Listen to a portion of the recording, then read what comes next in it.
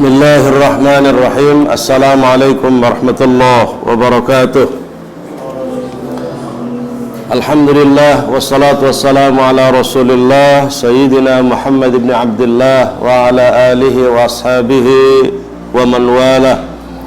Asyhadu an la ilaha illallah wahdahu la syarika lah wa asyhadu anna Muhammadan abduhu wa rasuluhu la nabiyya ba'dah. Amma ba'd. Faya ibadallah usikum wa nafsi bitaqwallah wa qad fazal muttaqun. Ikhwatal iman, saudaraku sekalian yang dimuliakan Allah Subhanahu wa taala, setiap perintah yang ada dalam syariat kita, dalam Islam ini selalu memberikan maslahat kebaikan. Setiap perintah yang Allah sampaikan, setiap perintah yang Rasul sampaikan kepada kita, di balik perintah itu ada maslahat, ada kebaikan. Tidak terkecuali zakat.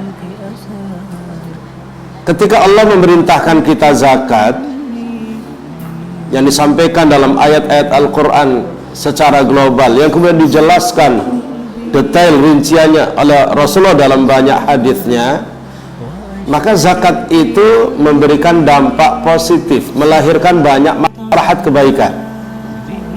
Yang kemarin sudah disampaikan, maslahat kebaikan bagi zakat harta, yang diantaranya adalah bahwa zakat itu bisa membersihkan jiwanya dari sifat kikir, rakus, hasud, cinta harta, gitu kan, egois, tidak peduli orang lain. Itu ketika seseorang itu mengeluarkan zakat, maka sifat-sifat buruk itu akan hilang.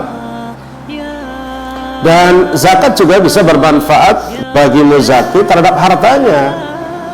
Jadi hartanya yang kemudian ketika harta itu dikeluarkan zakatnya, maka harta itu akan ditumbuh kembangkan oleh Allah dengan penuh keberkahan.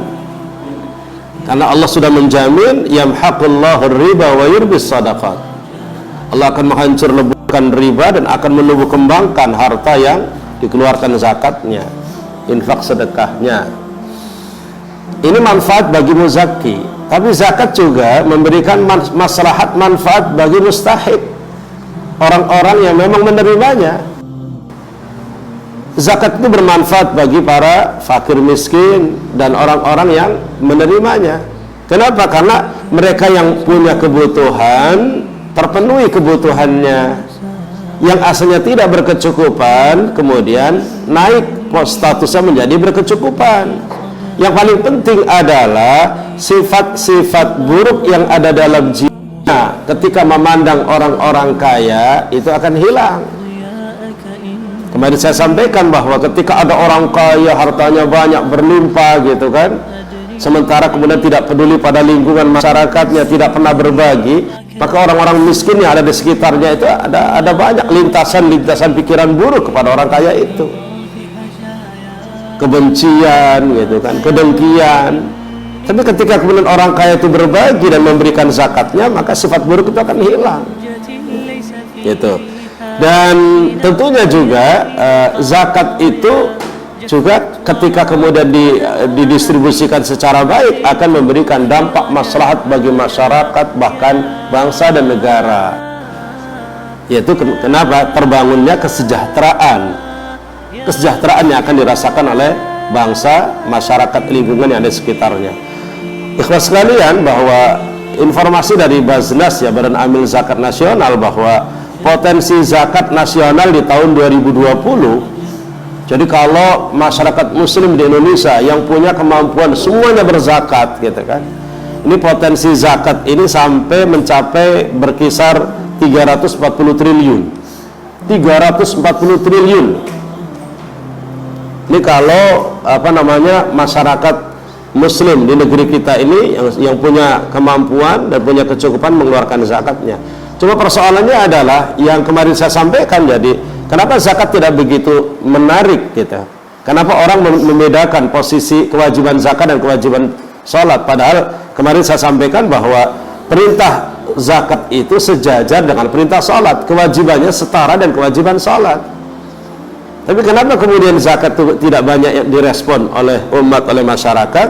Karena tadi bahwa masyarakat sebagian di antara kita itu memiliki sifat hubbud dunya, cinta kepada materi, cinta kepada harta, wa tuhibbunal mala hubban jamma, akhirnya sayang untuk mengeluarkan. Sehingga di tahun 2019 mamanya 2019 itu berdasarkan data dari Basnas, potensi zakatnya 252 triliun. Tapi ternyata dana yang terhimpun oleh Basnas cuma 8,1 triliun. Jadi masih terlalu jauh capaiannya. Oleh karena itu tentunya kita sebagai anak-anak bangsa, sebagai putra-putra bangsa yang tentunya meyakini betul bahwa zakat itu konsekuensi dari keislaman, zakat itu indikator keimanan. Ketika orang ngaku muslim, maka konsekuensinya dia harus sholat, harus zakat. Ketika orang ngaku dirinya punya iman, maka indikator adanya iman itu ketika dia mampu untuk mengeluarkan zakat, bisa mengeluarkan zakat, dan memang mau melaksanakan, menunaikan zakat gitu. Indikator keimanannya itu. Dan kemarin sudah disampaikan beberapa banyak dalil-dalil yang memotivasi, juga dalil yang mengancam. Jadi oleh karena itu supaya kita terhindar dari ancaman-ancaman Allah, di mana dalam surat At-Taubah di situ diancam, walladzina yaknizuna adh-dhahaba wal fiddata wa la yunfiqunaha fi sabilillah fabashshirhum bi'adzabin alim yauma yuhma 'alaiha fi nari jahannam, dipanggang di atas api neraka jahanam. Orang yang numpuk-numpuk harta, tidak mengeluarkan zakat, infak, sedekahnya, itu akan dipanggang di atas api neraka jahanam, kemudian disetrika jidatnya, lambungnya, punggungnya disetrika oleh Allah Subhanahu wa taala. Bahkan kemudian dalam hadis redaksinya Rasul menggambarkan bahwa harta yang tidak dikeluarkan zakatnya nanti pada hari kiamat akan dibentuk menjadi seekor ular. Ular yang berbisa, ular yang kemudian botak, yang kemudian melilit lehernya dan matok-matok sambil mengatakan, ana kanzuka wa ana maluka, aku adalah tabunganmu dan aku adalah hartamu gitu. Tentunya juga kita tidak mau, na'udzubillah min dzalik. Oleh karena itu kita sekarang barangkali kita mulai berikrar dan berdoa kepada Allah Subhanahu wa taala dengan sekuat-kuatnya. Mudah-mudahan kita diberikan kekayaan, berkecukupan oleh Allah. Mudah-mudahan kita kemudian diberikan kekayaan oleh Allah sehingga kita bisa untuk berbagi zakat kepada orang-orang yang ada di sekitar kita. Pertanyaannya adalah, kalau ditawarkan, kalau ada pembagian sembako, kira-kira Bapak Ibu mau menerima, berebut untuk mendapatkan sembako atau tidak gitu.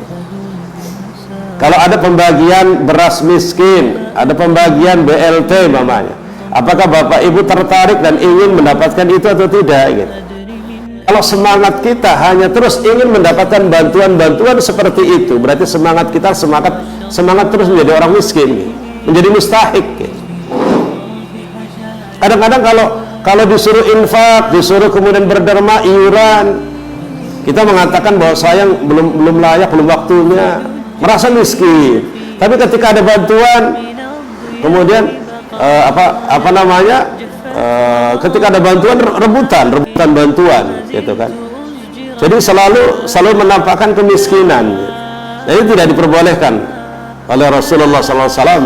Nah, Rasul mengatakan, ma fataha abdun baba mas'alatin, tidaklah seorang hamba itu membuka pintu minta-minta, illa fatahallahu lahu al-faqr, kecuali Allah membukakan pintu untuknya kefakiran.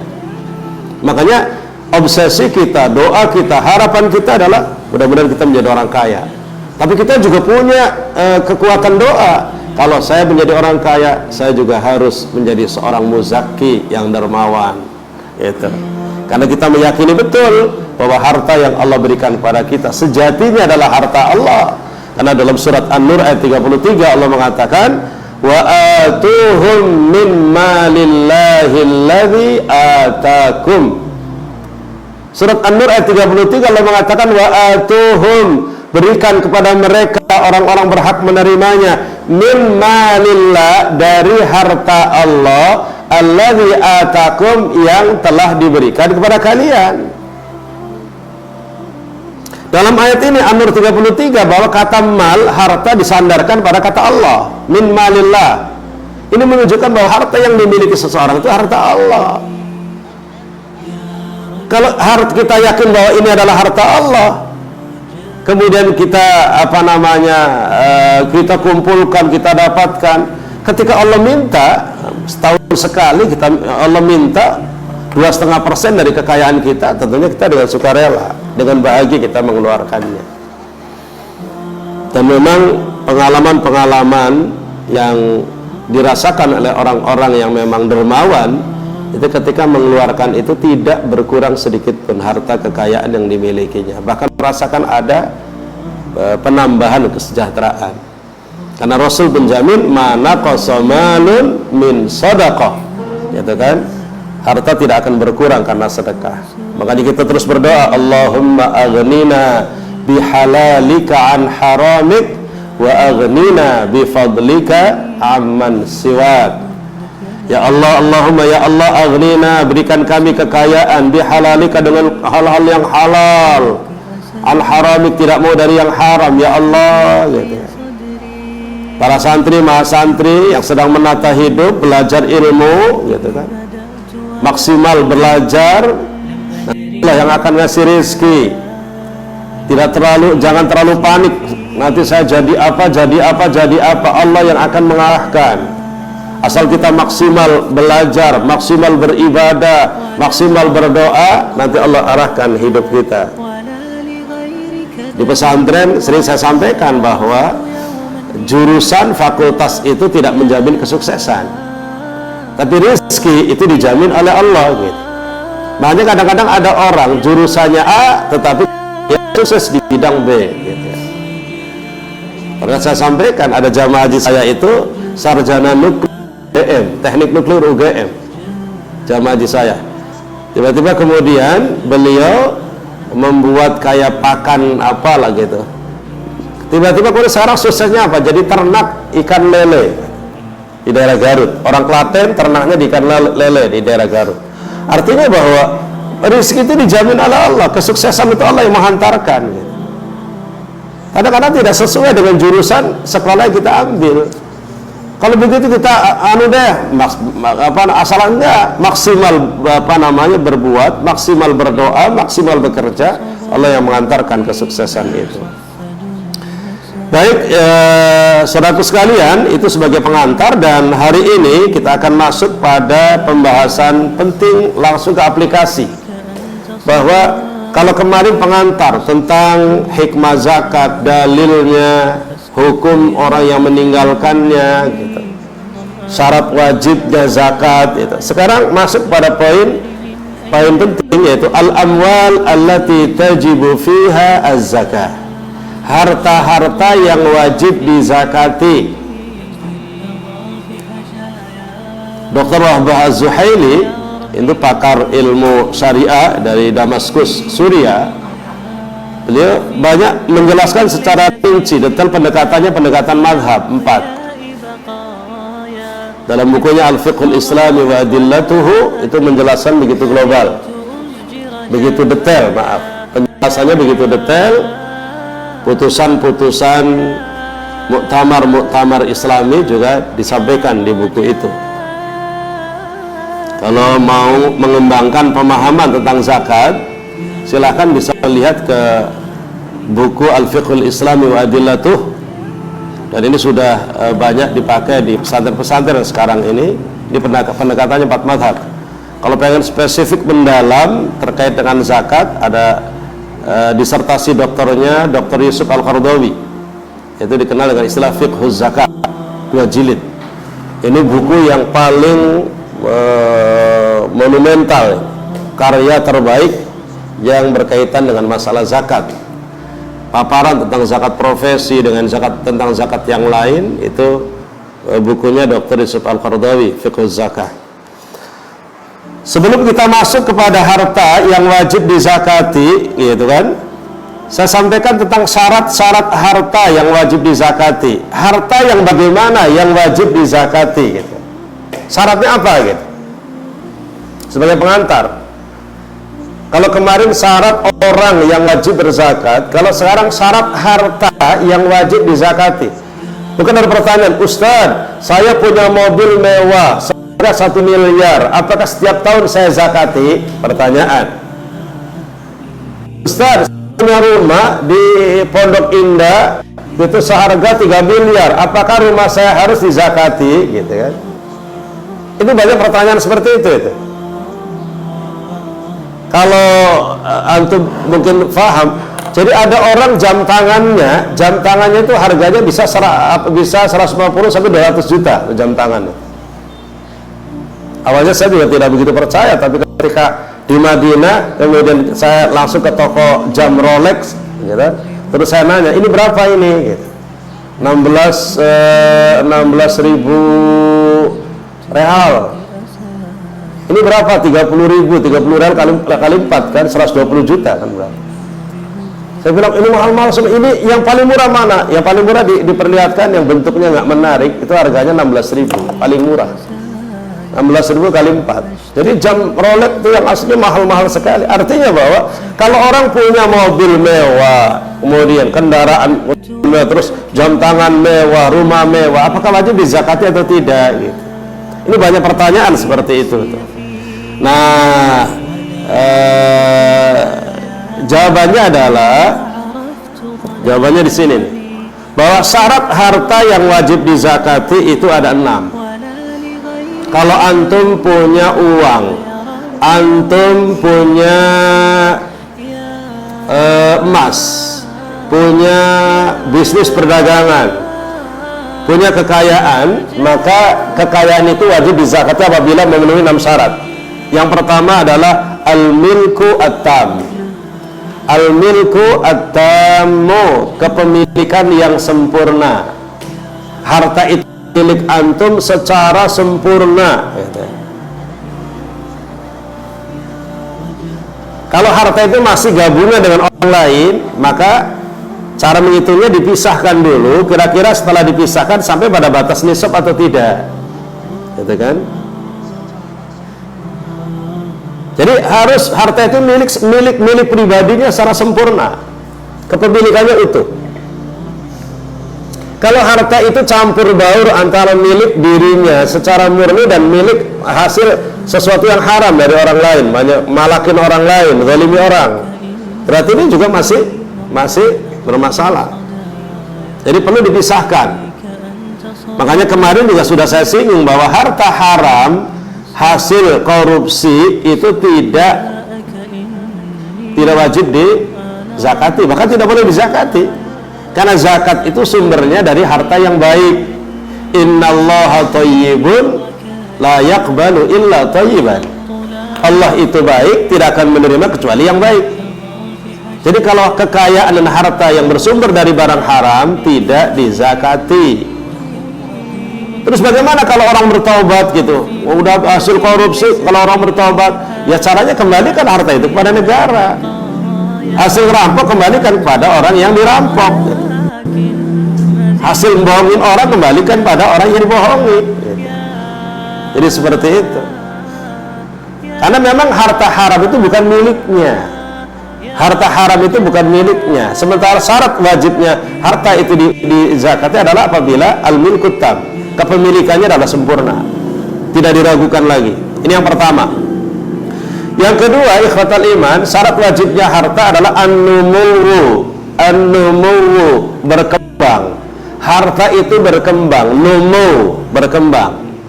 Berkembang itu bisa dari sisi kuantitas, berkembang bisa dari sisi kualitas, bisa dari sisi harga. Memang sengaja ditumbuh kembangkan, gitu loh. Harta itu sengaja ditumbuh kembangkan. Maka dengan syarat kedua ini kita bisa menjawab, gitu kan? Kalau orang punya rumah seharga 5 miliar, apakah rumah itu kemudian wajib dizakati atau tidak per tahunnya? Tergantung. Kalau rumah itu ketika dibeli niatnya untuk dijual belikan, karena tambah tahun akan tambah harganya, berarti numu, berkembang. Disitulah wajib dizakati. Tapi kalau rumah itu yang seharga 5 miliar untuk ditempati dan memang nyatanya ditempati atau belum ditempati tapi niatnya untuk ditempati, maka tidak wajib dizakati karena memang tidak berkembang, gitu kan. Tidak ada pengembangan, tidak ada pengembangan materi. Juga sama kalau orang umpamanya punya mobil mewah seharga 1 miliar umpamanya atau 1,5 miliar. Kalau niatnya ketika beli adalah untuk ditumbuh kembangkan, dijual belikan, maka itu wajib dizakati. Kalau kemudian niatnya hanya untuk dipakai untuk keluarga, maka tidak wajib dizakati, gitu.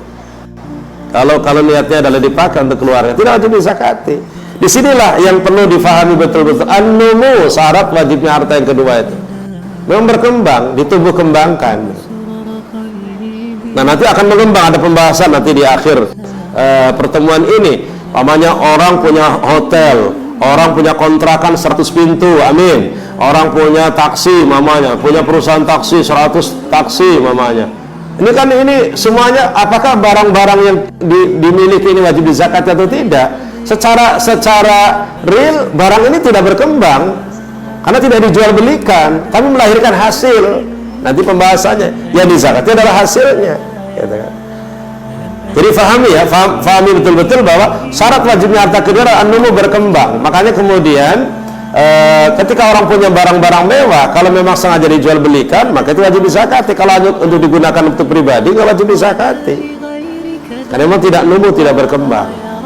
Nih, masalah an-numu atau an-nama ini penting banget gitu. Karena masalah tadi, apartemen sekarang lagi banyak marak didirikan. Kalau orang punya apartemen itu bangunannya nggak berkembang, gitu kan? Dan memang dalam fikihnya tidak ada nas bahwa apartemen itu wajib dizakati. Tapi ternyata ulama-ulama kontemporer mewajibkan untuk dizakati hasilnya, keuntungannya, bukan apartemennya. Kemudian yang ketiga, syarat wajibnya harta itu dizakati apabila bulughun nisab, sampai pada batasan nisab. Jadi syaratnya adalah apabila nilainya itu sampai kepada batas nisab. Nisab itu apa? Nisab itu batasan terendah seseorang itu terkena zakat. Itu nisab. Jadi batasan terendah. Berapa nisab itu? Nisabnya beda-beda. Cuma untuk kekayaan dan uang, untuk emas, uang, kekayaan dan harta, itu nisabnya adalah standar 85 gram emas. Nisabnya 85 gram emas.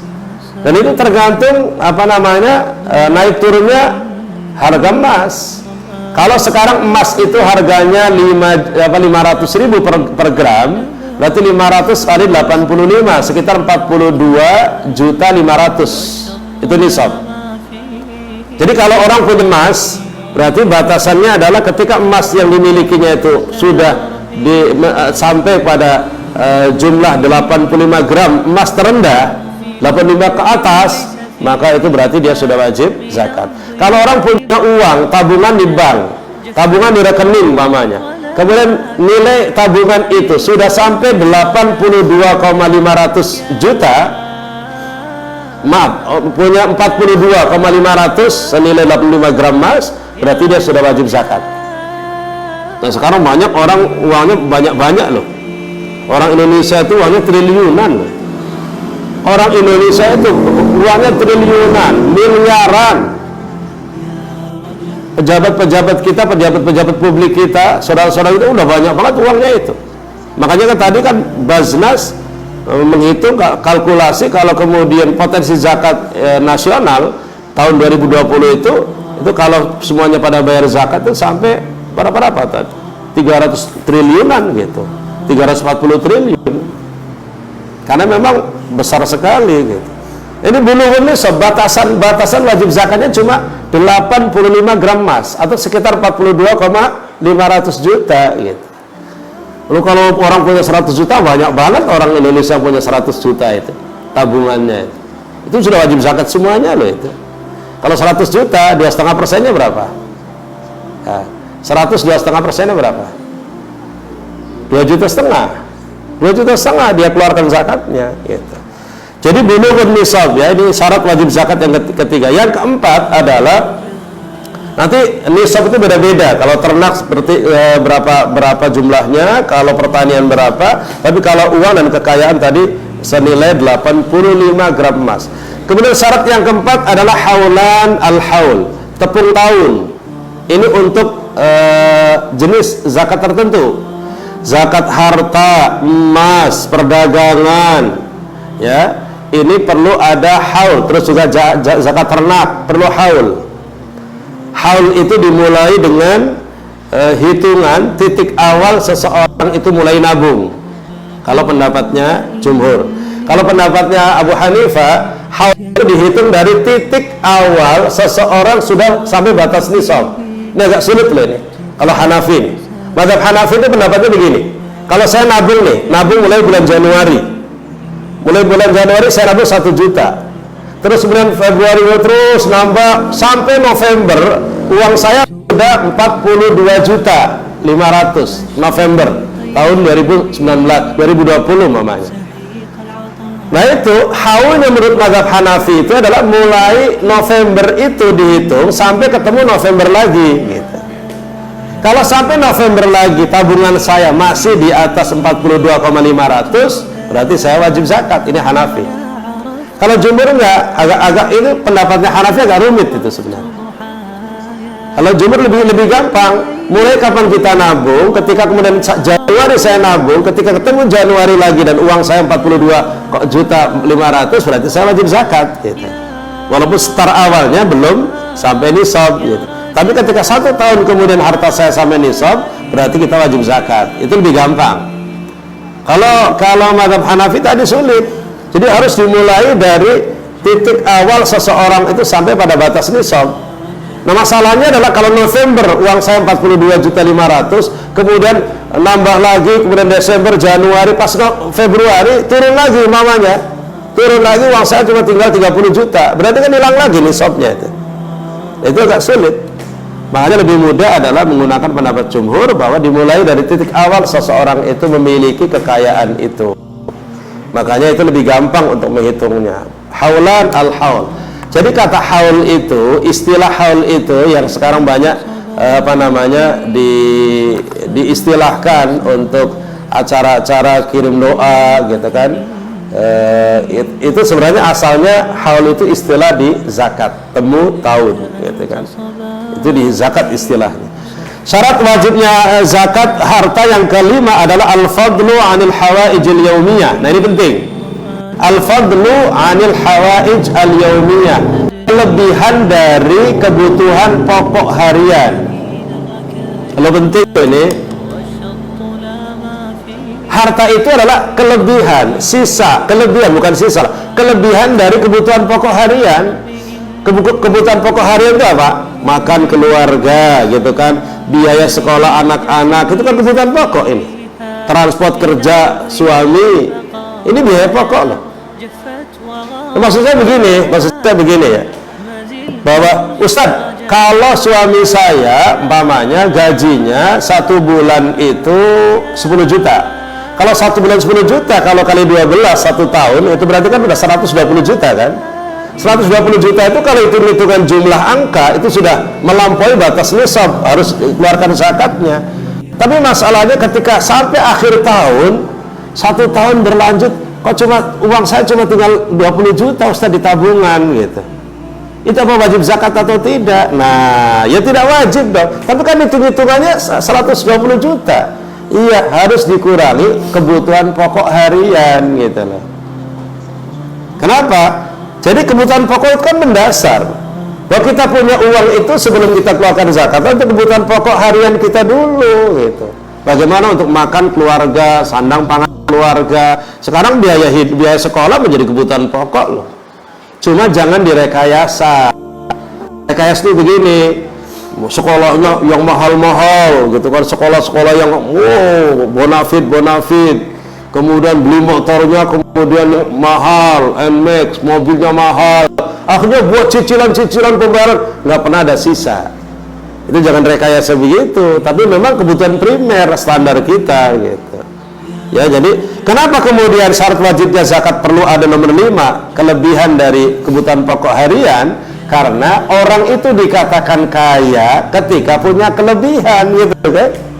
Kalau tidak punya kelebihan, ya nggak kaya dong. Karena zakat itu adalah tu'khadhu min aghniyaihim wa turaddu ila fuqaraihim. Zakat itu diambil dari orang kaya mereka dan diberikan pada orang miskin. Nah, makanya syarat wajib zakat yang keenam, syarat harta wajib dizakati yang keenam itu at-takhallus minad dain, bersih dari hutang. Bersih dari hutang. Jadi kalau orang punya tabungan 50 juta, di tabungannya ada 50 juta, tapi punya hutang jatuh tempo sebulan 2 bulan yang akan datang, hutangnya 20 juta gitu, yang harus dibayarnya. Ya berarti yang 50 juta itu dikurangi 20 juta, tinggal berapa? Tinggal 30 sampai batas nisab apa belum? Belum.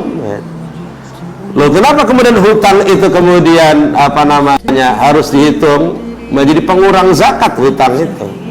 Hutang itu pengurang zakat. Karena apa? Orang kalau punya hutang banyak, apalagi kalau uangnya 50 juta, hutangnya sampai 70 juta, berarti sudah defisit minus. Itu qarim namanya itu. Al-mustahik, bukan lagi muzaki. Ya. Jadi ulangi bahwa harta itu wajib dizakati. Syarat pertama, kepemilikannya sempurna, milik pribadinya. Maka harta wakaf, kalau saya umpamanya menerima wakaf dari masyarakat, ada sawah sekitar 30 hektar umpamanya. Nah, kemudian tiap panen dapat sekian, itu kan harta wakaf untuk pengembangan ekonomi, untuk untuk urusan keumatan, untuk urusan dakwah dan perjuangan, bukan milik saya gitu. Nah, itu harta wakaf, kepemilikannya bukan milik pribadi, sehingga kemudian tidak dizakati. Yang kedua, an-numu, berkembang.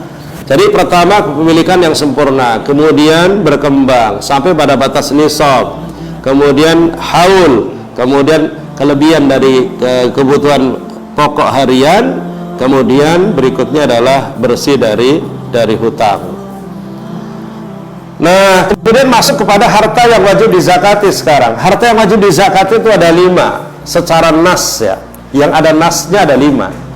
Yang pertama adalah al-zahab wal fiddah, emas dan perak, wal awraq an-naqdiyah, mata uang sekarang. Berkembang sekarang karena emas dan perak dulu itu mata uang, alat untuk transaksi. Nah, emas dan perak itu sepakat bahwa ini adalah wajib dizakati. Artinya kalau orang punya emas batangan umpamanya, maka emas batangan itu ketika sampai pada 85 gram, maka dia harus mengeluarkan zakatnya 2,5%. Juga orang kalau punya uang umpamanya, punya uang senilai 85 gram emas tadi 42,5 juta, kalau per gramnya 500.000, maka wajib dizakati 2,5%. Jadi dalilnya adalah jelas ya. Dalilnya adalah surat At-Taubah yang berulang-ulang dibacakan, walladzina yaknizuna adz-dzahaba wal fiddata, orang-orang yang menimbun emas dan peraknya, wala yunfiquna fi sabilillah, tidak menginfakkannya di jalan Allah, fabasyirhum bi'adzabin alim, ya kan? Dan di dalam hadis juga, dalam hadis riwayat Muslim dia disebutkan, ma min sahibi dhahabin wala fiddatin la adri minha haqqaha illa idza kana yaumal qiyamati suffihat lahu safaih min nar fa uhmiya alaihi fi nari jahannam fatukwa biha jambuhu wa jabhatuhu wa dhahruhu. Tidaklah orang yang diberikan oleh Allah kemampuan untuk memiliki emas dan perak, orang yang punya emas dan perak dan tidak dikeluarkan haknya, zakatnya, kecuali pada hari kiamat dia akan dipanggang di atas api neraka dan kemudian disetrika lambungnya, jidatnya dan punggungnya. Jadi isinya hampir sama dengan ayat yang tadi dibacakan di surat At-Taubah. Nah, teknis pengeluarannya, bagaimana cara mengeluarkannya? Sederhana. Jadi kalau orang, contoh gini nih, di bulan Ramadan ini, ikhwatal iman saudara sekalian, silakan dicek rekening tabungan masing-masing. Kalau orang umpamanya punya di tabungan Bank Syariah Mandiri, umpamanya ada 1 miliar, gitu kan? Kemudian di tabungan Bank Muamalat ada 2 miliar, 3 miliar kan? Tapi di total kemudian umpamanya tabungannya ada 10 miliar. Amin. 10 miliar. Nah, langsung itu hitungan kekayaan pribadi, ditambah lagi piutang. Piutang itu harta saya yang ada di tangan orang lain, piutang itu. Nah, piutang itu masuk dalam kalkulasi dengan nisab atau tidak, dilihat kalau piutang itu diyakini akan bisa kembali, karena orangnya juga sudah transaksinya udah jelas bahwa jatuh temponya bulan depan, kemudian juga ada jaminannya, bisa diyakini bisa kembali, maka dimasukkan dalam kalkulasi batasan nisab. Jadi umpamanya uang saya 10 miliar, kemudian coba Azka sambil hitung 10 miliar ya, atau yang punya kalkulator 10 miliar Bahrul, 10 miliar harta kekayaan ditambah piutangnya umpamanya 500 juta yang diprediksi bisa bayar, piutang 500 juta ya kan. Kemudian ada piutang lain yang orangnya pada bangkrut, sulit untuk bisa kembali, berarti jangan dimasukkan. Piutang harta kekayaan pribadi yang ada di tangan orang yang diprediksi tidak bisa kembali. Contohnya orang punya utangnya langsung datang, Pak Ustadz mohon maaf saya udah nyerah, Pak Ustadz saya nggak bisa bayar, rumah saya udah kejual untuk bayar hutang saya gitu. Silahkan, saya mau di penjara juga nggak apa-apa deh, saya udah nggak mau. Kayak gini kan nggak bisa. Dan piutang yang begini ini tidak perlu dimasukkan dalam kalkulasi nisab. Kekayaan 10 juta ditambah lagi dengan piutang 500.000 baru, kemudian utangnya berapa? Utangnya umpamanya 100 juta utang ke orang, berarti dikurangi potong utang, berarti jumlah total kekayaan saya adalah 10.400.000. Nah, coba 10.400.000 dikali 2,5%. Nah, bisa nggak ngitungnya itu? 10.400.000 kali 2,5. Nah, itu sama dengan berapa? Itu keluar angka persentase wajib zakatnya itu. Berapa? Hah? Berapa Andi? Hah? Cara ngitungnya begini, 10.400.000 ya kan, dikali 2,5, 2,5 itu dikali 2,5 sama dengan berapa? Itu gampang sekali, 26 juta. Itu berarti 26 10 enggak orang harta tadi kekayaannya berapa? 10 miliar. Iya 10 miliar benar. Kalau 10 miliar benar, 26 jutaan ya. Itu adalah yang harus dibagikan kepada mustahik zakat itu ya. Baik, kemudian yang kedua adalah al-hubub wa thimar az-zuru', pertanian. Nah ini untuk masyarakat pertanian, daerah-daerah pertanian ke Indramayu dan Kerawang ya, Subang, daerah pertanian.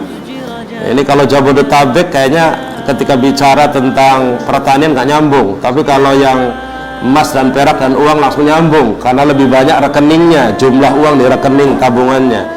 Kalau masyarakat pertanian Indramayu, Subang, Kerawang itu, Bekasi, pinggiran Pantura. Jadi bahwa pertanian itu masuk kategori harta yang wajib dizakati. Ini cermati baik-baik. Kenapa kemudian muncul ada zakat profesi? Jadi pertanian itu wajib dizakati hasil pertanian itu. Dalilnya adalah ayat Al-Quran surat Al-An'am 141. Allah mengatakan wa atu haqqahu yawma hasadih. Al-An'am 141. Wa atu haqqahu yawma hasadih, berikan haknya pada saat panen. Ketika panen kemudian langsung dikumpulkan harta gabahnya, dikumpulkan kemudian ditimbang ada berapa, baru sampai batas nisab atau tidak. Nah ini perhatikan baik-baik nih, berapa nisabnya. Nisabnya adalah ada satu hadis Rasul mengatakan laisa fi maduna khamsati ausuqin minat tamri sadaqah, gitu kan. Jadi 5 wasak itu dihitung-hitung gitu kan, 5 wasak kemudian dikalkulasi ya. 5 wasak itu satu wasaknya 60 sa' di Al-Fiqhul Islam wa Adillatuhunya Wahab Zuhaili. Kemudian 61 sa'-nya 2,17 kg. Jadi 5 kali 60 kali 2 176, itu jumlahnya berarti 653. 653 kilogram. Nah, ini jadi masalah adalah 653 kilogram itu beras atau gabah, gitu kan. Nah, ini kemungkinannya ke beras. 653 itu adalah ke beras. Jadi nisab pertanian itu wajib zakat itu 653 kilogram beras. Kalau dialihkan ke gabah, tambahin lah untuk 30%, sekitar 1 ton lah. 1 ton 10 kuintal. Nah, ini kalau dihitung-hitung dengan rupiah itu dikit banget loh wajib zakatnya bagi petani itu. Kalau 653 kilogram beras kali harga beras sekilonya berapa sekilo beras tuh? 10.000. Namanya 10.000 1 kilo. 653 kali 10 cuma 6.530.000. 6.530.000. Loh. Kalau kemudian gabah, di gabah 1 ton 10 kuintal, sekarang itu di Indramayu ini lagi murah banget ini. Ini kasihan banget nih petani-petani ini. Panennya lagi pada nggak sukses, harga padinya murah banget, 500.000 per kuintal. Kalau 500.000 per kuintal kali 10 cuma berapa? 5 juta, iya kan? 5 juta, artinya kalau 5 juta wajib dizakati, zakatnya petani pertanian tuh gede lagi itu zakatnya, antara 5 sama 10. Kalau pertanian itu disirami oleh air hujan tanpa ada biaya yang dikeluarkan, itu 10% loh itu, gede banget. Padahal zakat harta cuma 2,5%, ini 10%. Kalau kemudian itu pertanian kemudian disirami dengan biaya, beli airnya, pakai mesin, apa segala macam, banyak biaya operasionalnya 5%. Makanya saya tanya Ustaz-Ustaz di Indramayu, berapa yang diambil ketentuan zakatnya? 5% Ustaz, karena biaya operasionalnya besar banget. Nah, itu coba bayangkan, kalau umpamanya hasil panen, dan hasil panen tahun ini contoh sederhana banget, 1 hektar yang biasanya dapat 40 kuintal, ya, 4 ton, 1 hektar 4 ton lebih, itu standar. Sekarang tuh 1 hektar ada yang cuma dapat 1,5 ton, 2 ton, kecil banget, gitu. Artinya kalau kemudian dapat, sehingga saya tanya 1 hektar berapa biaya operasional? 1 hektar itu biaya operasionalnya bisa sampai 16 juta. Nah, sekarang tuh ada yang cuma dapat 20 juta. Itu sisanya dikit banget kan? Nah, itu. Nah, ini maksud saya bahwa hasil pertanian itu zakatnya dikeluarkan saat panen, setiap panen, tidak nunggu haul, tidak nunggu temu tahun. Setiap panen wajib dikeluarkan zakatnya. Maka petani-petani di daerah Pantura itu semuanya setiap panen itu lebih pusing. Kata orang-orang para petani bilang begini, lebih tenang ketika musim tanam katanya. Musim tanam ngambil pupuk, bayar panen, bayar panen. Jadi nggak mikir lah. Ketika panen langsung dikumpulin gabahnya, dihitung, itu pusing karena untuk membayar sewa, membayar operasional, hutang-hutang operasional itu besar sekali. Artinya berarti bahwa penghasilan petani itu relatif kecil, gitu. Jadi caranya bagaimana? Jadi kalau hasil gabah punya dapat berapa? 2 ton mamanya. 2 ton berarti kan berapa 2 ton? 20 kuintal kan? Kalau 1 kuintalnya 500, 2 ton berarti cuma 10 juta. 10 juta itu wajib dizakati loh itu. 10 juta wajib dizakati. Zakatnya berapa? 5%. Coba 10 juta, 5%-nya berapa? 10 juta kali 5%. Berapa? Ya. Jadi kecil sekali gitu. 500.000 kecil sekali gitu. 500.000. Jadi memang para petani itu kecil sekali. Nah, nanti masuk ke zakat profesi nanti itu.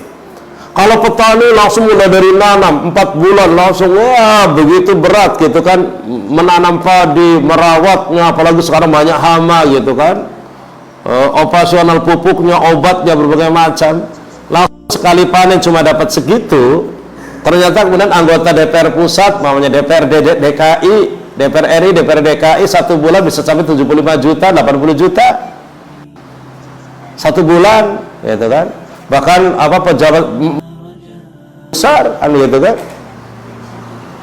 Jadi kalau kemudian orang 1 bulan dapat 50 juta, sementara 1 bulan loh itu sekali kerja, kemudian tanpa ada zakat, tingkat keadilannya nggak adil gitu loh.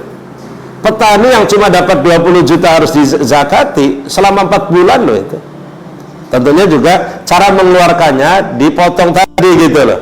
Nah ini, jadi petani-petani jangan terlalu panik kalau kemudian pun hasil taninya cuma dapat 20 juta, maka kemudian zakatnya gimana? Realistis. Jangan langsung dipaksakan, udah dari bruto, dari penghasilan kotor aja makan 5%-nya, kasihan dong. Jadi dari 20 juta itu keluarkan dulu hutang-hutang biaya operasional. Biasanya biaya operasional itu hutang dulu, itu hutang pupuk, hutang ini, hutang obat gitu. Nah hutangnya berapa dikurangi, baru kemudian sisanya berapa, disitulah kemudian ada berapa sisanya, keluarkan 5%-nya. Ya, ini pertanian. Nah yang ketiga, ikhlas sekalian, adalah urudut tijarah, perdagangan. Nah ini bagi bapak ibu yang punya toko perdagangan, ya, toko kecil besar apapun namanya, market atau mart atau apa gitu kan, grosir dan lain-lain. Ini toko, ini bagaimana cara mengeluarkan zakatnya yang toko ini gitu kan. Pertama, ikhlas sekalian, zakat perdagangan itu dilakukan setelah haul. Pertama, setelah haul, tebut tahun. Makanya ngitungnya bukanya mulai kapan, 1 tahun berikutnya baru dikeluarkan zakatnya. Yang kedua, harus sampai batasan nisab. Kekayaan, harta yang dijual belikan itu sampai batas nisab. Nisabnya berapa? Sama, 85 gram emas, 42,500 juta. Nah, kemudian yang dihitung nisabnya itu yang mana gitu. Urudut tijarah, barang-barang yang dijual belikan. Ini penting nih. Yang dihitung itu barang-barang produk yang dijual belikan. Kalau kita lihat mamanya tokonya Om Iwan tuh, atau tokonya Pak Hadi mamanya, yang pupuk dan segala macam tuh. Itu yang dikalkulasi, caranya bagaimana? Kalau mamanya Ramadan ini mau dikeluarkan zakatnya, caranya bagaimana? Barang-barang yang masih ada di toko itu diprediksi harganya. Mamanya ada obat masih sekian, obat pertanian. Ini harganya berapa? 100, 500, 50. Dihitung. Jadi jumlahnya ada berapa ini? Ada berapa obat, berapa harganya, langsung kemudian pupuk berapa gitu kan. Jadi produk yang dijual belikan itu ditaksir harga. Naksirnya pakai harga beli apa harga jual? Harga jual. Naksirnya pakai harga jual. Kan mungkin barangkali belinya 50 dijualnya 70 kan, maka itu pakai harga jual ditaksir. Kemudian setelah terkumpul kalkulasi jumlah nominal dari taksiran harga barang yang ada ditambah uang kas. Uang kas yang dilatih, uang kas yang ada itu berapa? Ditambahin, setelah ditambahin uang kas dikurangi hutang. Ditambahin piutang dari orang dulu yang belum bayar tuh. Piutang orang, diulangi. Taksiran harga barang yang dijual belikan ditambah uang kas yang ada, ditambah piutang, uang yang di tangan orang, dikurangi hutang kita kepada orang lain, dikeluarkan 2,5%-nya. Dikeluarkan 2,5%-nya. Ini zakat perdagangan. Ya. Nah, catatan penting, tadi saya katakan bahwa yang ditaksir itu harganya adalah produk yang dijual belikan loh. Kalau rukonya ruko nggak dihitung. Kemudian komputer nggak, rak yang sudah beli nggak dihitung tuh. Yang dihitung itu adalah barang-barang, kalau kita lihat di Alfamart, Indomart mamanya, itu adalah makanan yang tersaji yang dijual belikan itu yang kemudian yang ditaksir hartanya. Kira-kira kalau di Indonesia kayak gitu terjadi nggak zakat perdagangan kayak gini? Iya, jarang sekali. Makanya sebenarnya bisa minta bantuan langsung, karena udah ada jumlahnya di komputer itu. Biskuit Roma ada sekian, kemudian harga sekian, jumlah sekian, ini sekian, kayak gitu. Langsung dicek. Makanya pada saat mau lagi penghitungan nisab, tutup tuh tokonya, langsung dihitung, dikalkulasi, keluarkan zakatnya.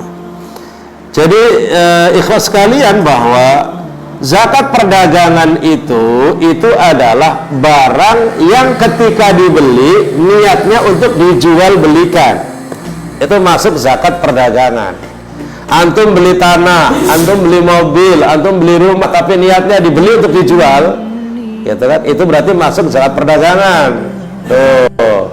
Tapi kalau tadi saya katakan antum beli rumah, beli mobil mewah, tapi untuk ditempati dan untuk dimiliki, maka itu tidak masuk zakat perdagangan, gitu. Zakat perdagangan. Nah, kemudian mengembang kepada masalah-masalah baru. Masalah baru itu apa? Masalah baru itu adalah zakat perusahaan-perusahaan. Kalau sekarang kan ada perusahaan sekarang, Mas. Dulu perdagangan itu kan gambaran kita orang-orang kecil yang namanya zakat perdagangan itu warung, toko, gitu aja kan. Tapi ada zakat perusahaan. Ada perusahaan jasa, ada perusahaan dagang, ada perusahaan produksi. Nah, ini bagaimana cara mengeluarkan zakatnya? Kalau perusahaan dagang, ya berarti kemudian barang dagangannya dikalkulasi, ditaksir kayak tadi, kayak zakat perdagangan kalau perusahaan dagang. Kalau perusahaan jasa itu jasa ekspor impor, jasa perusahaan taksi namanya. Taksi itu jasa, punya taksi 100, kemudian itu jasa. Perusahaan hotel, punya hotel berapa, itu jasa. Nah, kalau perusahaan jasa, barangnya tidak dihitung, tapi yang dihitung adalah keuntungannya. Keuntungannya dihitung di jumlah 1 tahun, haul, baru kemudian sampai batas nisab atau tidak, keluarkan 2,5%. Termasuk yang tadi saya katakan, kalau orang punya kontrakan 100 pintu, satu pintunya umpamanya 500 sebulan, 500 kali 100. Berapa 500 kali 100 tuh? 500.000 kali 100 pintu berapa? Nah, itu 50 juta sebulan dikali setahun, gitu kan? Kali 12, gitu. Kurangi biaya operasional, membayar listrik, gaji karyawan, itu kurangi itu. Kemudian keluarkan 2,5%-nya. Itu zakat ya. Jadi memang benar-benar tidak terlalu sulit untuk mengeluarkan zakat, tetapi memang niat dan semangat untuk bagaimana bisa membersihkan harta dan dirinya dari hal-hal yang buruk yang tidak diinginkan. Kemudian yang kelima adalah zakat al-an'am, binatang ternak. Binatang ternak yang wajib dizakat itu adalah 3: onta, sapi atau kerbau, dan kambing. Kalau disebutkan kata al-baqarah sapi, berarti masuk kerbau juga karena memang jenisnya. Jadi yang dizakati itu adalah onta, sapi, dan kambing. Nah, syarat 3 binatang ternak ini dizakati, syaratnya adalah 1,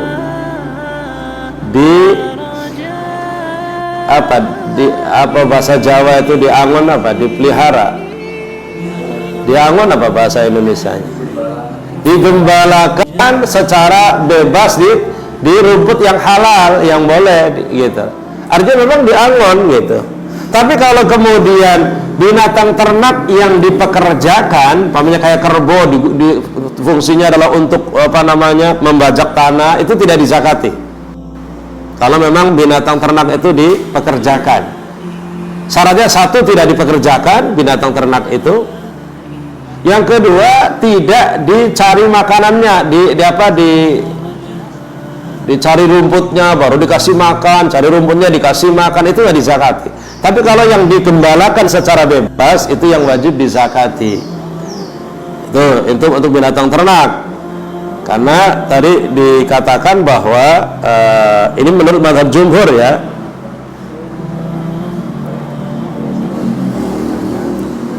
Dalam Al-Fiqhul Islami wa Adillatu disebutkan, "Dhahabal jumhur asy-Syafi'iyyah wal Hanafiyyah wal Hanabila ila ishtiratis shaum wa ar-ra'i fil kalil mubah." Syafi'i, Hanafi, dan Hambali syaratnya adalah wajib dizakati kalau itu digembalakan.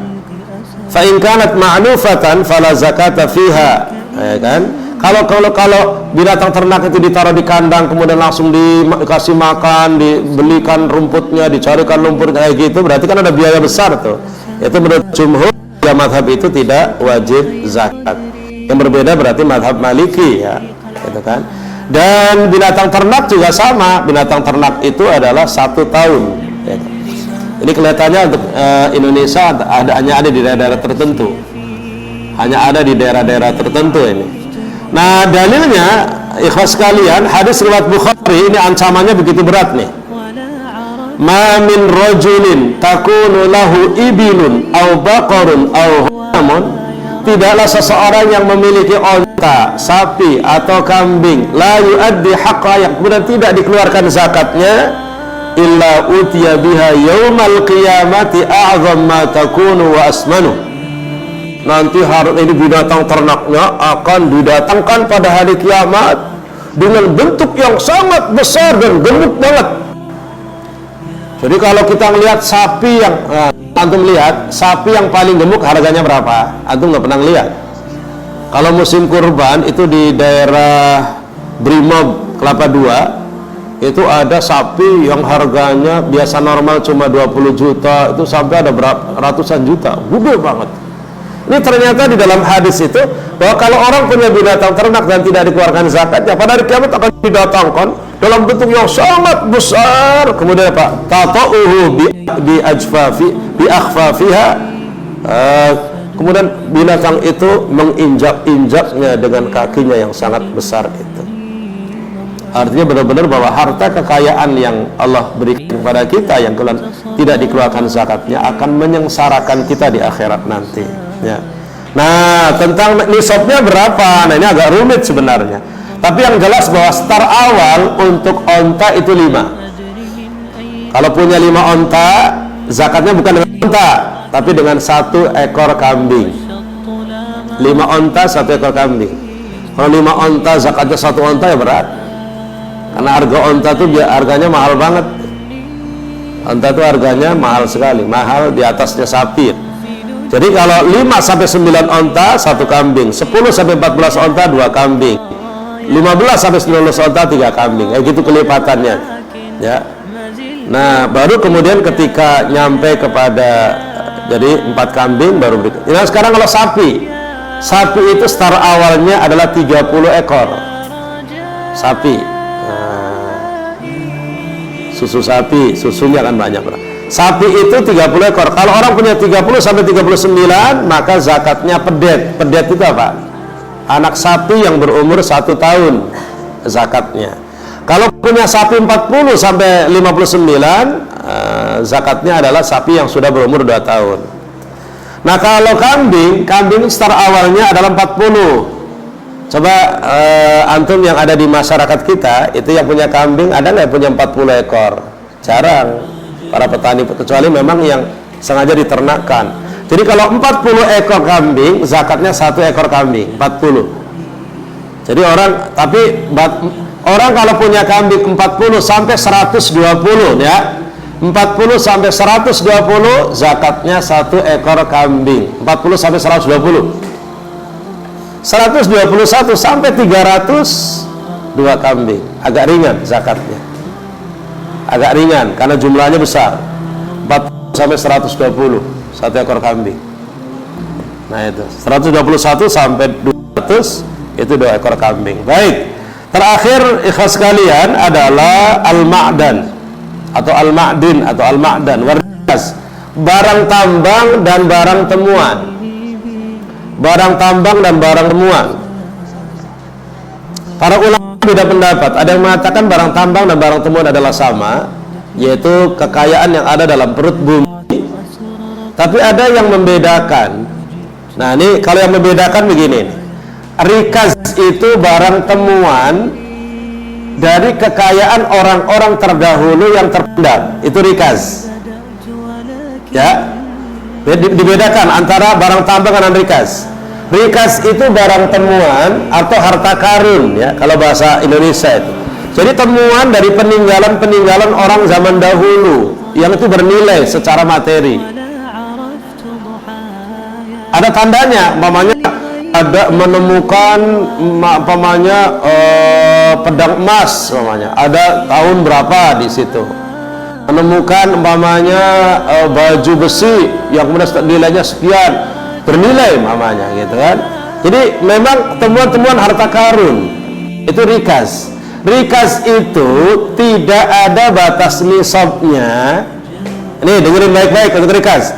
Jadi kekayaan yang ditemukan spontan, gitu kan, peninggalan orang terdahulu, itu rikas itu tidak ada nisabnya satu. Yang kedua, tidak perlu haul, tidak perlu ketemu tahun. Yang ketiga, zakatnya besar banget, 20%. Zakatnya itu 20%. Ini karena memang zakatnya 20% untuk rikas, barang temuan. Ini nanti ikhlas sekalian, ini tentang hadiah yang tidak diduga-duga. Itu ada sebagian ulama kontemporer menyamakannya ke sini. Tiba-tiba antum dapat undian, undian mobil mewah harga 500 juta. Orang nggak ikut cuma pergi ke supermarket tiba-tiba dapat undian. Ini ada yang mengkiaskannya kepada rikas, karena memang tiba-tiba dapat keuntungan yang tidak diduga-duga. Ada yang nyamakan ke sini. Walaupun tadi perdebatannya adalah antara nanti closing di penutupnya ya. Sementara al-ma'din itu adalah barang tambang. Barang tambang itu adalah kekayaan yang ada dalam perut bumi. Macam-macam, ada emas, ada tembaga, ada batu bara, ada minyak, itu ma'din. Nah, kalau ma'din itu kekayaan yang tentunya tidak disamakan dengan rikas. Ma'din itu ada nisabnya sama dengan nisab emas dan perak, 85 gram emas, dan kemudian juga ada haul tadi ya. Jadi ada keharusan untuk dikumpulkan, karena itu kekayaan ya. Tapi rikas yang dibedakan itu. Rikas yang dibedakan. Baik, sebagai penutup, jadi poin penting yang pertama adalah tentang zakat profesi. Ikhwas sekalian, ini ada masalah penting. Sekarang ini terjadi perdebatan seru antara kelompok yang pertama yang berpendapat bahwa zakat itu tauqifi, paket langsung dari Allah dan Rasulnya. Jadi zakat yang diberlakukan adalah yang ada nasnya saja. Ini yang kelompok pertama ini. Ini nasiyun, orang-orang yang langsung patokannya dalam nas. Tidak ada nasnya, nggak wajib zakat. Itu ini kelompok pertama nih. Berarti yang wajib zakat cuma 5 hal: emas perak, kemudian binatang ternak, pertanian, perdagangan, dan rikas, barang tambang. Ini kan rikas. Ini nasib kelompok pertama. Kelompok pertama ini tidak membuka ruang ijtihad untuk membuka fatwa-fatwa baru yang berkaitan dengan zakat. Maka zakat profesi mereka nggak setuju. Tidak ada zakat profesi. Orang gaji sebesar apapun itu adalah masuk di harta kekayaan. Kumpulkan aja setahun menjadi harta kekayaan dia, nanti keluarkan zakat malnya, zakat hartanya 2,5% gitu. Karena katanya Nabi tidak ada dalilnya dari Nabi, dan pada zaman Abu Bakar, Umar, Utsman, Khalifah juga sudah ada profesi itu, tapi tidak ada yang mengeluarkan zakat. Ini kata kelompok yang pertama, nasion ini. Nah, kelompok pertama ini akan mengembang banyak. Jadi zakat-zakat yang lain, maunya hal-hal lain yang tidak ada dalilnya juga tidak wajib zakat gitu. Ini yang kelompok pertama ini. Sementara kelompok kedua ini memandang bahwa zakat itu bukan sekedar ta'abbudi, bukan sekedar penghambaan yang harus ada aturan nasnya. Dicatat baik-baik, ini penting nih. Dicatat baik-baik, ini dua kelompok ini. Jadi nanti pengembangannya berbeda nih, nggak akan ketemu. Jadi tinggal antum, kalau ada orang yang merujuknya kepada kelompok pertama, ya selesai, nggak bakal ketemu dan kelompok kedua. Kelompok pertama itu adalah nasiyun, orang-orang yang berpatokan pada nas, pada dalil. Kalau tidak ada nasnya berarti tidak wajib zakat, maka zakat profesi nggak ada.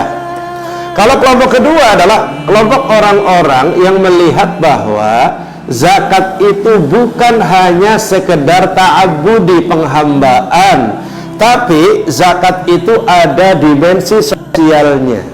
Ada dimensi sosial. Hatta la takuna dulatan bainal aghniya'i minkum, agar harta itu tidak berputar di kalangan orang kaya saja, tapi langsung merata dirasakan oleh orang-orang miskin. Aspek keadilan sosial, aspek kesejahteraan gitu kan. Ini kelompok kedua ini. Karena memang zakat itu ada dua dimensi, dimensi ta'abbudi dan dimensi sosial, maka kalau toh ada masalah-masalah baru yang tidak ada nasnya, kalau harta itu berkembang dan numbuh, kemudian harta itu juga numpuk banyak, maka itu harus dizakati, gitu loh. Memperhatikan aspek keadilan. Nah, termasuk Dr. Yusuf Al-Qaradawi, Dr. Wahbah Az-Zuhaili masuk di kelompok kedua ini. Dr. Yusuf Al-Qaradawi dalam bukunya Fikih Zakat, Dr. Wahbah Az-Zuhaili dalam bukunya Al-Fiqhul Islami masuk di kelompok kedua. Jadi zakat profesi itu wajib dikeluarkan, gitu. Kenapa tadi di awal saya sampaikan, ikhwas sekalian, coba antum kombinasikan petani yang ketika panen cuma dapat 20 juta 4 bulan bertani wajib dizakati 5%, sementara kemudian advokat, imamanya pengacara, kemudian apalagi itu anggota DPR, pejabat-pejabat publik, gitu kan, yang 1 bulan dapat 50 juta kemudian tidak dizakati, kan nggak adil, gitu loh, nggak adil banget, gitu loh. Nah, makanya kemudian dua ulama besar, Dr. Spordi dan Dr. Wahbah Az-Zuhaili itu memfatwakan adanya zakat profesi. Nah, ketika beliau berdua ini jadi ulama yang lain kontemporer memfatwakan adanya zakat profesi bukan tanpa dalil. Ada dalil rujukan yang umum, Al-Baqarah 267. Surat Al-Baqarah 267 Allah mengatakan, ya ayyuhalladzina amanu, hai orang-orang beriman, anfiqu min thayyibati ma kasabtum, berinfaklah, keluarkanlah dari hal-hal baik yang kalian usahakan. Perhatikan ayatnya, yang hafid Quran, fahami ayatnya, rahasia bahasa. Anfiqu, keluarkan infaknya, keluarkan zakatnya. Min thayyibati ma kasabtum. Kasabtum itu apa sih? Yang kalian usahakan, hasil usaha, hasil kerja, gitu. Jadi hal-hal yang kita dapatkan dari hasil usaha kita itu kita keluarkan zakatnya, gitu. Disinilah kemudian titik perbedaannya, ya, titik perbedaannya. Nah, bagi orang yang mewajibkan zakat profesi, bagaimana cara mengeluarkannya? Nisabnya berapa, gitu? Nisabnya berapa? Nah, ini ikhlas sekalian, nisab zakat profesi beda-beda. Ada yang menyamakannya dengan pertanian. Kalau menyamakan dengan pertanian berarti 653 kg beras, sekitar 6.530, 6.500. Jadi kalau gaji bulan dapat 6.500 berarti terkena zakat profesi. Jadi disamakan dengan pertanian. Ada yang menyamakannya dengan emas. Kalau emas berarti 42,500. Jadi yang mewajibkan zakat profesi itu beda pendapat. Ada yang menyamakan nisabnya dengan pertanian karena cara kerjanya sama seperti petani.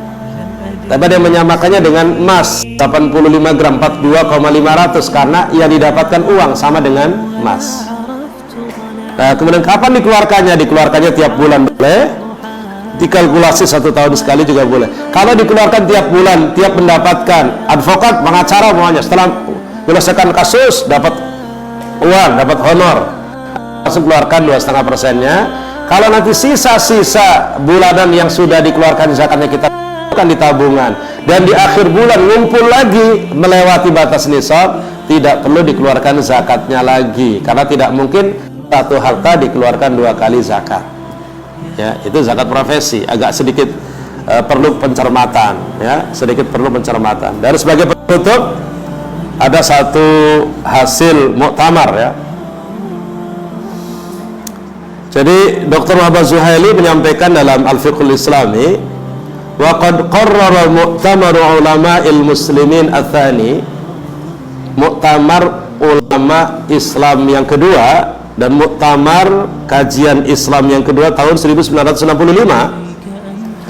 Di sana diputuskan satu putusan, innal amwal an-namiyah, sesungguhnya harta-harta yang berkembang, allati lam yarid nasun, yang tidak ada nasnya, wala ra'yun fiqhiyun, dan tidak ada pendapat fikih sebelumnya, biijabi zakati, yang mengatakan wajibnya zakat fiha, di dalam hal itu, hukmuha kal'ati, hukumnya seperti ini. Ini putusan, la tajibu zakatu fi a'yanil amairi wa ma asbaha, tidak wajib zakat di benda-benda apartemen dan sejenisnya, bal yajibu, bahkan wajib, fi safi ghullatiha, yaitu di keuntungan bersihnya, inda bulughin nisabi, ketika sampai batasan nisab al haul dan haul.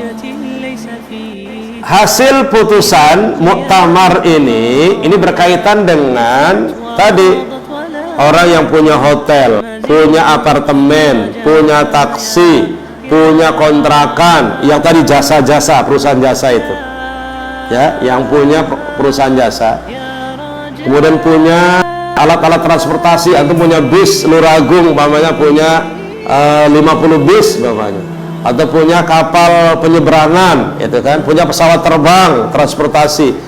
Ini semuanya tidak dizakati bendanya, semuanya tidak dikalkulasi, tidak perlu ditasir, tidak perlu dizakati. Yang dizakati adalah keuntungan bersihnya. Sebulan keuntungan bersihnya berapa? Kali setahun berapa? Nanti dalam setahun itu keuntungan bersih di jumlah, itu keuntungan bersih apa? Dikurangi biaya operasional, dikurangi gaji karyawan, pegawai, dikurangi itu semuanya udah bersih, keuntungan itu dikumpulkan, dikalkulasi di jumlah 1 tahun, setelah 1 tahun ditambah piutang, tambah uang cash yang ada, kurangi hutang, dikeluarkan 2,5%-nya. Nah ini yang terakhir ini, ikhwas sekalian, bagi teman-teman yang masuk dalam kelompok pertama yang berpegang pada tekstual, tidak ada zakatnya. Cuma kalau ini kemudian kita pegang, jadi tidak adil gitu, ada ketidakadilan. Sementara kemudian zakat itu ada dimensi sosialnya. Nah, dimensi sosialnya jadi perlu diperhatikan. Jadi karena masyarakat juga perlu ada pemerataan kekayaan, hatta la takuna dulatan bainal aghniya'i minkum. Baik, sahabat dan saudaraku sekalian yang dimuliakan oleh Allah Subhanahu wa taala, sudah lewat jam 11:04 dan memang pembahasannya memang pembahasan panjang ya, karena ini kajian fikih tentang zakat yang memang kalau dipadatkan 1 jam agak terburu-buru, tapi lumayan sebagai pengantar bahwa ada gambaran tentang kewajiban zakat. Tapi yang jelas sebagai closing, kata penutup, kita minta dan berdoa kepada Allah supaya kita jadi orang kaya, dan kita kalau jadi orang kaya siap mengeluarkan zakat, siap menjadi muzaki, tidak terus menjadi mustahik. Tapi jangan seperti orang munafik. Orang munafik di surat At-Taubah ayat 99 itu mereka mengatakan, wa minhum man ahadallah la in atana min fadlihi lanasaddaqanna wa lanakunanna minas salihin. Di antara orang munafik itu datang pada Rasulullah, ya Rasulullah, doain aku dong supaya kaya gitu. Doain aku supaya jadi orang kaya. La in atana min fadlihi, kalau Allah berikan kepada kami anugerahnya, nanti lana saddaqana, kami akan sedekahkan zakat, wa lanakunanna minas salihin, dan kami akan menjadi orang baik. Ternyata ketika Allah berikan kekayaan, lupa diri dan tidak zakat, tidak infak dan tidak sedekah. Kita doakan mudah-mudahan yang berzakat, berinfak diterima oleh Allah Subhanahu wa taala, dan mudah-mudahan ditumbuh kembangkan harta kekayaannya, diberkahkan dan dimudahkan urusannya, dan mudah-mudahan yang belum berzakat diberikan hidayah oleh Allah Subhanahu wa taala. Dan bagi kita para santri, mahasantri yang masih belum ada gambaran menjadi muzakinya kapan, banyak berdoa, mudah-mudahan Allah hantarkan kalian semuanya menjadi orang-orang kaya yang diberkahi oleh Allah Subhanahu wa taala. Demikian, dan kita ketemu lagi sesi terakhir besok berkaitan dengan mustahik zakat. Jadi mustahik zakat, jadi preman muslim berhak nggak sih dapat zakat? Ternyata berhak, boleh juga gitu. Kita ketemu besok insya-Allah. Kita tutup dengan doa kafaratul majlis. Subhanakallahumma wa bihamdika asyhadu an la ilaha illa anta astaghfiruka wa atubu ilaik. Assalamualaikum warahmatullahi wabarakatuh.